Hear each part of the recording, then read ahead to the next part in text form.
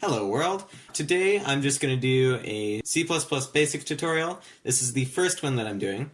I'm just using CodeBlocks 17.12 as my IDE. You guys can use whatever you want, but I recommend CodeBlocks or Visual Studio. Today we're just going to be looking at this simple Hello World program that literally just prints out Hello World.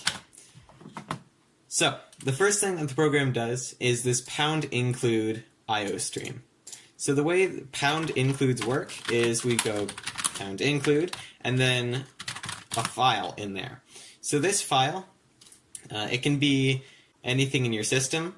So if I just had a file with text in it and I called it text.h, it would take the contents of that file and it would just delete this, sub that out, and then compile. So if I had text that said, I'm awesome, because we know I am, in text.h, then it would just sub that out for I'm awesome. And then it would compile. So IOStream has all of this in it. So what it would do is take this, delete this, and sub in this. And so now we can use anything from in that file because it's now in our file. So we're just going to put include IOStream. So that just handles input and output to this little console. Now, we do the same thing for the string file, which basically just gives us access to strings, which are characters just strung together. In this case, they can be words, sentences, phrases, whatever.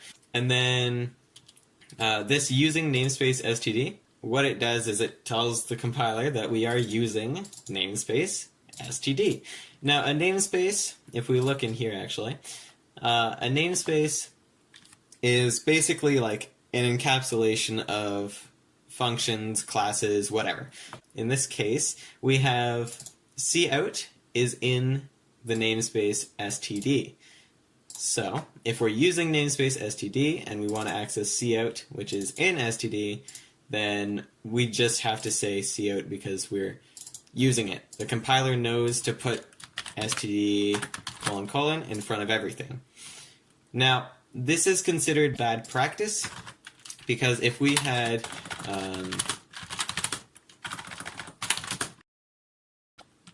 an integer called cout for whatever reason, which is a stupid, bad, terrible idea, then the programmer wouldn't, or the program wouldn't know if this cout was 1 or whatever it is in STD, because it automatically assumes that everything has this STD : in front of it, which means that it's from that namespace.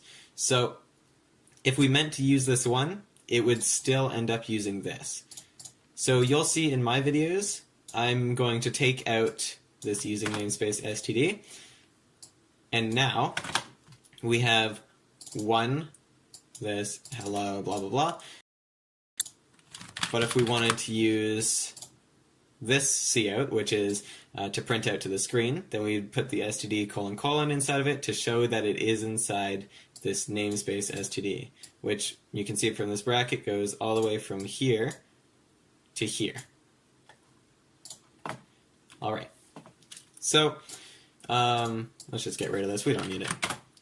The next thing that the program does is it declares this function, or it defines this function. So the way a function is structured is you have the return type, and then you have the name, and inside these parentheses you have parameters. And then you have your 2 brackets and whatever the program does. Now at the end of the program, you should always have a return and then something of this type. So if I had int here, which stands for integer, integers are just numbers, whole numbers in C++. So if we had like return 4 at the end and then a semicolon, when you call this function, so if I were to say name and then whatever the parameters were, we'll just call that p. If I had an integer called a, I could set it to equal name because name is going to return 4. So we can just sub this out for whatever this return is. Now, in some cases, you won't need a return, but I'll talk about that later. So, this main function, it returns an integer, which we can see returns a 0. Its name is main, so if we wanted to call this and run everything in the function, then we would just say main, and then the parentheses, and then two brackets, of course, and all the code inside the function. So in C++, the int main function will always run when you click run. That's the function that's going to run. Now, because I took out that using namespace std, I actually have to put std in front of string and in front of endl, which stands for end line. So now when I run it, just this function is always going to run. If I were to have other functions like, I don't know, we'll make a function called sum. So it's going to return an int, which is going to be the sum of two numbers, and then the parameters is going to be another integer, we'll call it a, and another integer called b. Now our code for this is just going to be return a plus b.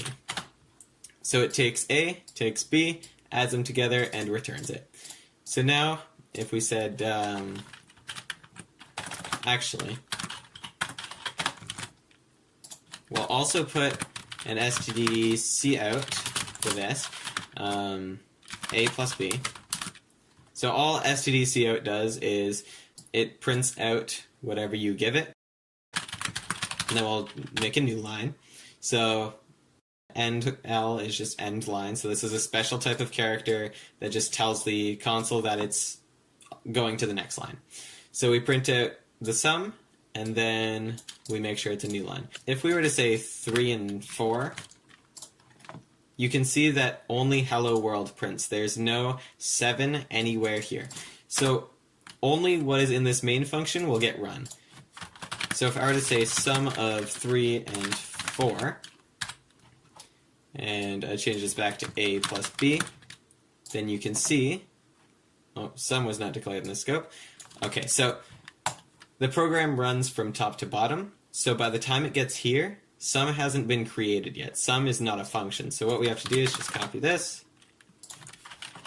paste it up there, click run, and now we get 7 up there, then a new line so that it's down here, hello world, new line down here. So that works exactly as we expect. So now I just got rid of that so that it wouldn't be printing out just random stuff. So what the main function does is it makes a string called hello, and it sets it equal to hello world. When you make a string, it has to be within these double quotes, otherwise it's just going to be seen as more like text. So if I had hello equals hello world, then the compiler would think that this is a variable. But if we put it in quotes, then it knows that it's an actual value. So it makes the string called hello, and then it prints it out so we get hello world. Now, if we were to do something like int a and int b, then we could go std cin. So cin, it receives input from the console. So if we have cin, then we pipe out from cin whatever value we get from the console. So if I were to type in a, then what that would do is take that a, put it here, and then it moves it over into this variable. So we can go std cin std cin and so now a is going to have whatever number in this variable. B is going to do the same thing. Then we can just print out sum of a and b. So if we get 3, 4, we get 7. But if the user opens this up, they're going to be like, oh, it's not working. So we just need to add a little cout, hello, and Another way you can end lines is the \n. I mentioned this in one of my Python tutorials. This is just a different character that just says end the line. It's not the same as STD and L. They do a few different small things, but we don't have to worry about that. So if we're just printing this out at the beginning, we're going to get hello world, and then 4, 5, 9. User's not going to know to put those numbers in, so please type 2 numbers, and that's it. Now, let's say we don't want to end the line. Let's say we want the cursor to be at the end of this line, so 3, 4. We get 7. Wonderful. It works great. Now, one problem with this little adding program is that if we were to put in a 3, that's all fine and good, but if we were to put in an F, it gives us 3. Because you can't add 3 and F. It might seem like common sense, but it doesn't give you an error or anything. So what you can do is basically just add like error checking. I'm not going to go into that today, but I will go into it eventually. But that was all for this Hello World adding tutorial, and I'll see you guys next time.